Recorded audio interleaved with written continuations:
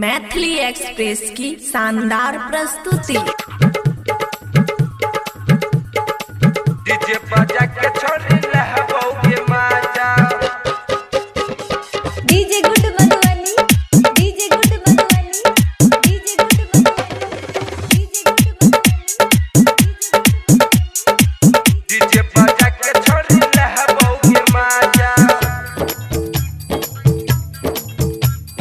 खुशी recording studio बलुआहा।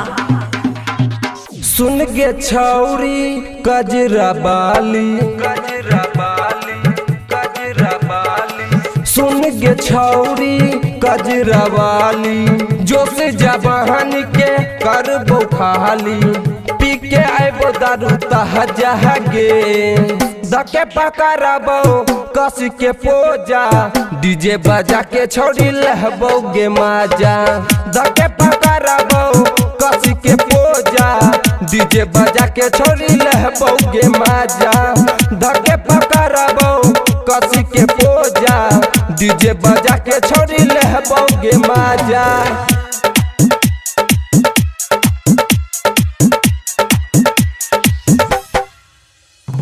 DJ good DJ बजा के मधुबनी, छोड़ी लहबोगे माजा।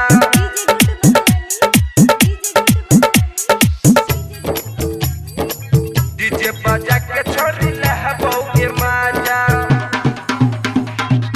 गोली जब जब फुटता होगे, पैसा खूब लुटता होगे, पैसा खूब है लुटोगे। गोली जब जब फुटता होगे, चोली के सिल तोहर टूटता होगे, कैसी तोहर लुटोगे।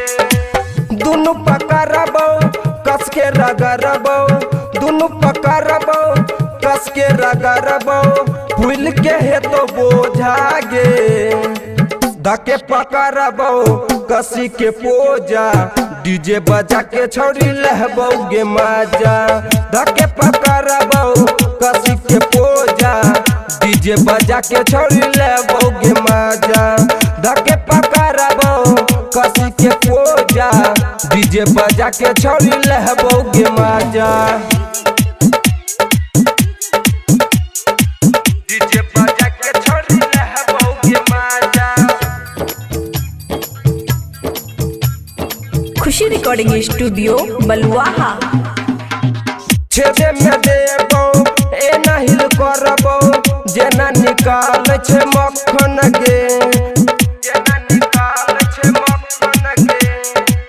जखनी कहबी हमरा के छौरी, तू ही जखन तखन गे, जखन तखन गे।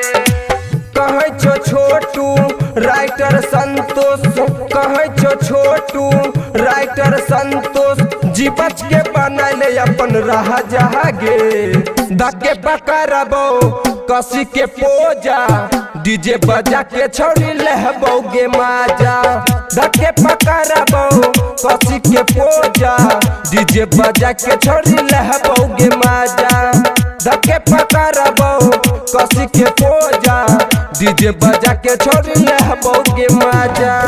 खुशी रिकॉर्डिंग स्टूडियो बलुआहा।